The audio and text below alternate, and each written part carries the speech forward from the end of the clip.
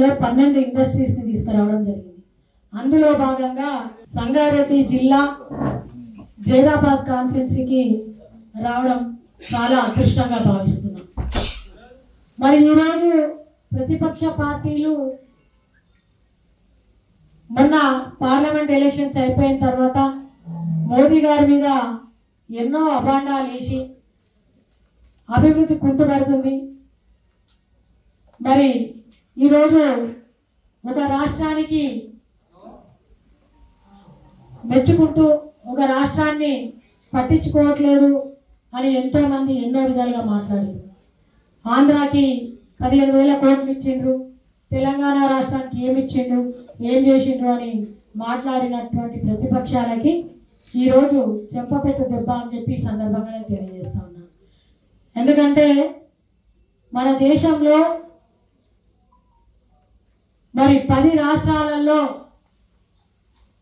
12 ఇండస్ట్రీస్లలో మన జైరాబాద్కి రావడంలో కృషి పట్టుదల తెలంగాణ రాష్ట్రానికి రావాలి అని చెప్పి ఇక్కడి నుంచి మన తెలంగాణ రాష్ట్రం నుంచి ఉన్నటువంటి బొగ్గు గనుల శాఖ మంత్రివర్యులు రాష్ట్ర అధ్యక్షులు కిషన్ రెడ్డి అన్న గారు కావచ్చు, అదేవిధంగా హోంశాఖ సహాయ మంత్రివర్యులు బండి సంజయ్ అన్న గారు కావచ్చు, వారికి మరి ఈరోజు నేను ఓడిపోయినా గెలిచినా జైరాబాద్ పార్లమెంటు ప్రజలకు అదేవిధంగా జైరాబాద్ పార్లమెంట్ అభివృద్ధికి కృషి చేసి నేను అండదండగా ఉంటా అని చెప్పి నిలబడ్డటువంటి మరి మాజీ ఎంపీ అయినా కూడా అన్నగారు బీబీ పాటిల్ గారు.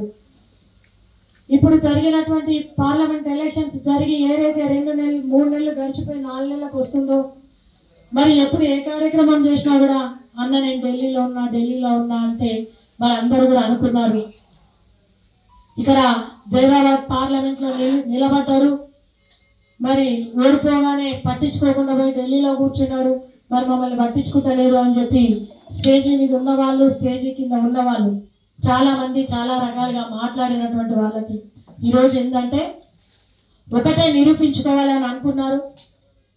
ఈ యొక్క ఫస్ట్ విడతలోనే ఏవైతే ఇండస్ట్రీస్ వస్తున్నాయో ఆ ఇండస్ట్రీ దేశవ్యాప్తంగా ఇండస్ట్రీస్ వస్తున్నటువంటి వాటిలో ఫస్ట్ విడతలో మరి మన తెలంగాణ రాష్ట్రంలో జైరాబాద్ సక్సెస్ కావాలి అని ఒక పట్టుదలతో ఢిల్లీలో కూర్చొని మరి అందరితోటి అంటే అక్కడ సంజయ్ అన్న గారు కావచ్చు, కిషన్ అన్న గారు కావచ్చు, మరి కృషి చేసి ఈ యొక్క ఘనత సాధించినటువంటి తెలంగాణ రాష్ట్రంలో ఉన్నటువంటి ఈ ముగ్గురికి కూడా నేను ధన్యవాదాలు తెలియజేస్తా ఉన్నాను.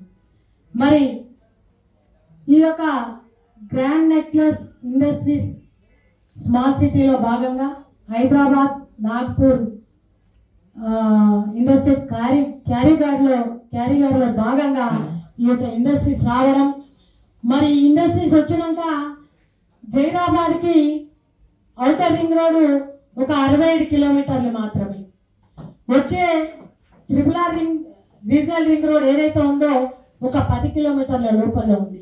అంతేకాకుండా ఈ జైరాబాద్ పార్లమెంట్కి ఈ తెలంగాణ రాష్ట్రానికి పక్కన ఉన్నటువంటి కర్ణాటక రాష్ట్రం కావచ్చు, మహారాష్ట్ర కావచ్చు, బిదర్ కావచ్చు, ఇవన్నీ కూడా ఈ ఇండస్ట్రీస్ రావడం ద్వారా అక్కడ కూడా అభివృద్ధి చెందడానికి గొప్ప అవకాశంగా మనం భావించవచ్చు. మరి ఈరోజు ఇక్కడ ఇండస్ట్రీస్ పడ్డది అంటే ఇంతకుముందు బిదర్లో ఎయిర్పోర్ట్ ఉంది, ఆ ఎయిర్పోర్ట్కి ఈ ఇండస్ట్రీస్ పడితే మరి ఎయిర్పోర్ట్కి కూడా మంచి లాభదాయకంగా వచ్చి ఎయిర్పోర్ట్ రన్నింగ్ కావడానికి కూడా బిజినెస్ మ్యాన్లు రావడానికి పోవడానికి కూడా మంచి అవకాశం ఉంటుంది అని చెప్పి సందర్భంగా తెలియజేస్తున్నాను.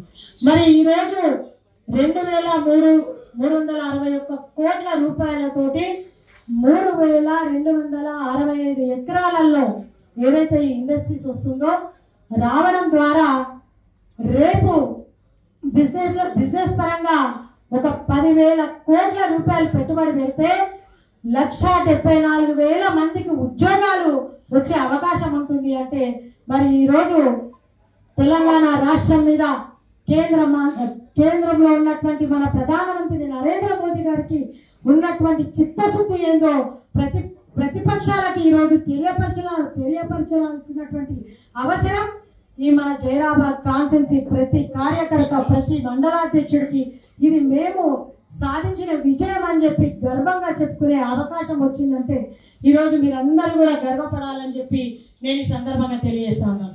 ఎందుకంటే చాలా పార్టీలు చాలా మంది ఇక్కడ ఉన్నటువంటి భారతీయ జనతా పార్టీ కార్యకర్తలను కానీ మండలాధ్యక్షులను కానీ ఎవరినైనా కూడా గతంలో చాలా మంది అంటే హేళన చేసినటువంటి సందర్భం ఉంటుంది. మీ భారతీయ జనతా పార్టీ కండువాలకే పరిమితమా, మీకు ఎప్పుడు ఎదుగుతారు ఎప్పుడు చేస్తారు అంటే ఈ రోజు ప్రతి కార్యకర్త కూడా కాలర్ ఎగిరేసి చెప్పుకోవాల్సినటువంటి సందర్భం వచ్చిందని చెప్పి సందర్భంగా మాకు పదవులు లేకపోయినా మేము అధికారంలో తెలంగాణ రాష్ట్రంలో అధికారంలో లేకపోయినా మా ఎమ్మెల్యేలు ఎంపీలు లేకపోయినా కూడా ఒక కార్యకర్తగా ఒక మండలాధ్యక్షుడిగా ఒక కన్వీనర్గా ఒక జిల్లా అధ్యక్షులుగా మండల అధ్యక్షులుగా మేము సాధించినటువంటి ఘనత మా కేంద్రంలో మా పార్టీ ఉంది కాబట్టి ఈ రోజు ఇక్కడ అభివృద్ధి జరగడానికి మా పాత్ర ఉంది కానీ చెప్పి మనం బల్లగుద్ది చెప్పే సందర్భం వచ్చింది. అంతే ఈ ఒక్కటే కాదు, రాబోయే రోజులలో కూడా ఓడిపోయినా గెలిచిన మా అభ్యర్థి ఇక్కడ పిబి పాటిల్ గారు ఉన్నారు. కేంద్ర ప్రభుత్వంలో మేము కేంద్రంలో మరి ఈరోజు మేము అధికారంలో ఉన్నాం కాబట్టి ఇక్కడ ఏ అభివృద్ధి జరగడానికైనా మేము కృషి చేస్తాం, మేము పోరాడతాం.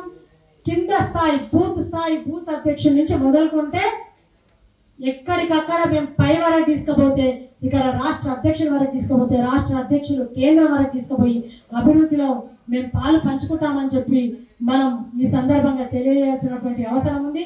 మరి ఈరోజు పెద్ద ఎత్తునగా మనం ర్యాలీ అని ఏదైతే అనుకున్నామో కిందికి మీదికి వర్షం పడుతున్నా కూడా ఈ వర్షంలో మరి వర్షం మీ పక్కన పెట్టి సాధించిన ఘనతను మేము చెప్పుకోవాలి అని ఒక సంతోషంతో ప్రతి కార్యకర్త కూడా ఈరోజు వందలలో ఇక్కడికి వచ్చిందంటే మరి ఈరోజు అందరికీ కూడా ధన్యవాదాలు తెలియజేస్తున్నాను.